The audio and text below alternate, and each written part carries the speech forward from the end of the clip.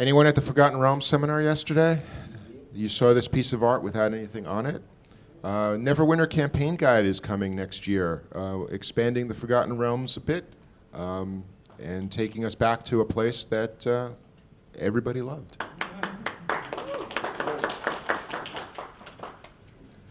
Matt, who's not here today, gave me some notes. Let's see what he wanted me to say about this book. Too much. Can't say that. Nope. You're an editor. Oh, how about level 1 to 30 Blade Singer? What else? Blade Singer, yeah. Let's see, what else? Plot options. Let's see. Those are cliff notes. Yes. No, I'm putting little black bars everywhere. I think that's enough. Blade Singer. That's enough. Also, another player-oriented book, the Hero Builder's Handbook. I guess this is all design, so Mike's got to talk about it. None of these things have hit development yet, so. Yeah, so this is the book where we just blow up D&D. No one's even started working on it. You know, Don't say things. so here, like the podcasting this, We won't tell anybody. half drow, half elephants. No.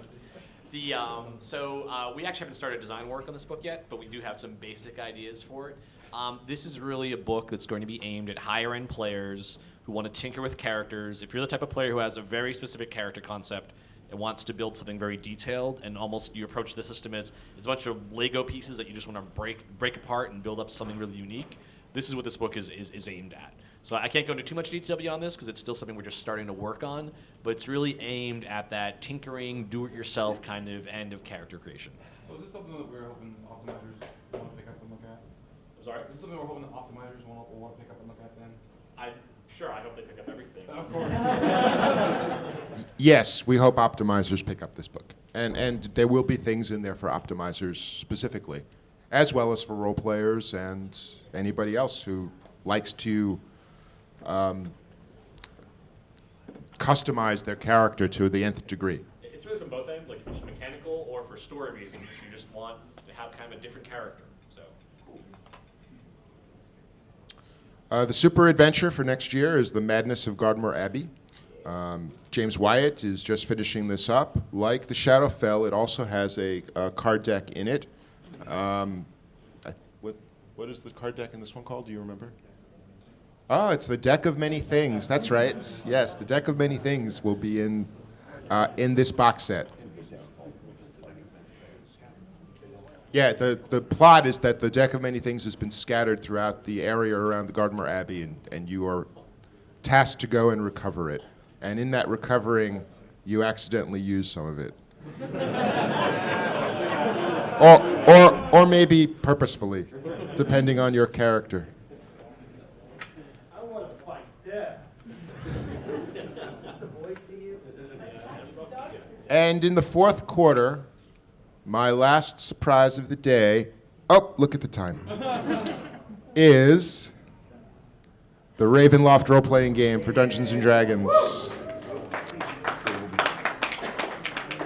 With Ravenloft, we're going to allow you to play vampires and werewolves and other things that go bump in the night, as well as regular old fighters and clerics and paladins and stuff. No sparkling. No sparkling. You can sparkle if you want to. No. I leave that to you. There's also we've been introducing some new components like cards and things. We have a new component for Ravenloft, but I'm not going to tell you what that is today. Just be aware that it is very, very cool, and I will talk more about it in my column probably right after the new year. And now, we will open it up to your questions. And don't ask me what the component is. All right, we're going to try to go systematically around the room. And you can ask anything of us, and we may tell you it or not. We'll start over here. On the preview, you didn't mention anything about miniatures for next year. Is there a miniatures line out for next We're working on that, and I don't have anything concrete to tell you at this moment. Oh, yes, I'm sorry, repeat the question. Yes, I forgot. Thank you, John. Repeating the question, I didn't see anything about miniatures in 2011. And as I said, yes, we're still trying to work some things out with miniatures. As you saw, we did some experimentation this year with the collector sets and the huge set. I love minis. I use them in all my games. There should be some stuff, but I don't have anything to tell you at this moment. Is the Ravenloft role-playing game like completely separate on its own, or is it something that you can integrate into D&D where you're Fully integratable. fully integrated? Yes, sorry. Who wants to do this? Repeating the question. I usually am good at this. It's too early. The question was, will Ravenloft be compatible or usable with your regular Dungeons & Dragons game? And the answer is yes. It is the core Dungeons & Dragons rules. It is set in a slightly different place because Ravenloft is just scary and different. It's in the Shadowfell, obviously. And it's meant for a different type of experience. But that said, yes, you can mix and match as you see fit. We are packaging it as its own thing, just for marketing purposes. Right there. A lot of really good products and stuff coming out. Nothing mentioned for DDI subscribers, and especially in the vein of Adventure Tools updates. Is there anything you can tell us about that? Dragon and Dungeon continue. I should have had a slide on that. I forgot. Sorry. Other stuff, our policy at the moment is I can't tell you it until it's ready. Nothing is quite ready. But it's coming. Yes. There was an update to the Adventure Tools that came out, I believe, last week. In case you hadn't seen it, there was a update to the Adventure Tools that came out last week that updated the monster builder so that it now uses the new monster format. Thank you, Greg. Just wondering if after Essentials, is everything going to be paperback, or are we going to be going back to the hardback format of books? The question was, is everything paperback after Essentials? The answer is no. The only things I showed you that were still in paperback were the Nentir Vale and Heroes of Shadow. The Player's Handbook and the Hero Builder's book are hardcover. Monster Vault and the others are in boxes. So we're going to have a mix of products. Hardcover, paperback, and box sets. I'm going to get you, but then I'm going to keep going backwards. Go ahead. Is the Heroes of Shadow book, is that going to include the Assassin class, which was previously exclusive for DDI subscribers? Yeah, so the question is the Assassin going to be in Heroes of Shadow? We're going to keep the Assassin as an exclusive for DDI. That said, when the Shadow book comes out, there will be new Assassin material on the website, and even with the release of the Essentials, we're turning we're doing a version of the Assassin and a version of the Revenant as essential characters, along with the release of Heroes of the Fallen Lands. Right there. Are you going to release the previous seasons of encounters for those of us who can't fit it into their schedule?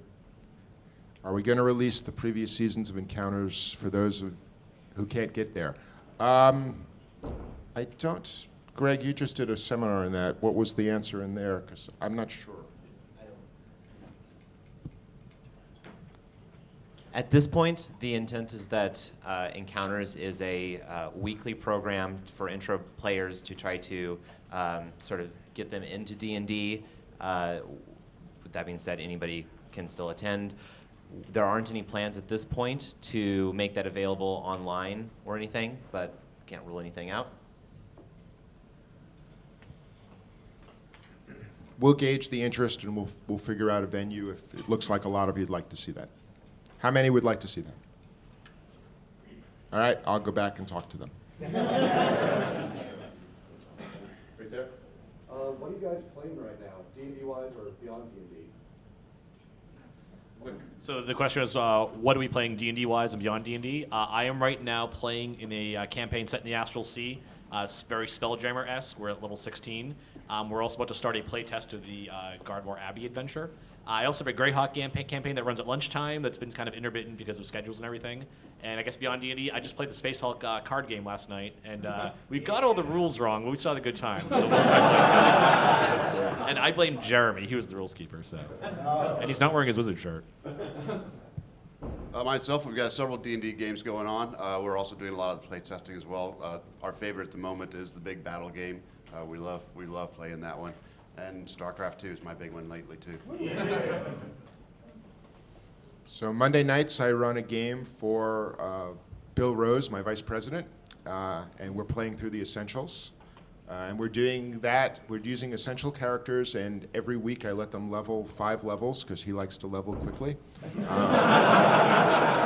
So it's a rather it's extreme D&D, and it's extreme because most of the players, Bill Rose and those guys are all from the magic side of R&D, and they are very much optimizers. So they keep me on my toes, and they find all the things that we did wrong and have to fix.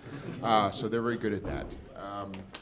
Thursday night is my long-running game that is running through our adventures, and we're in Death's Reach right now in that game, and that's a lot of fun.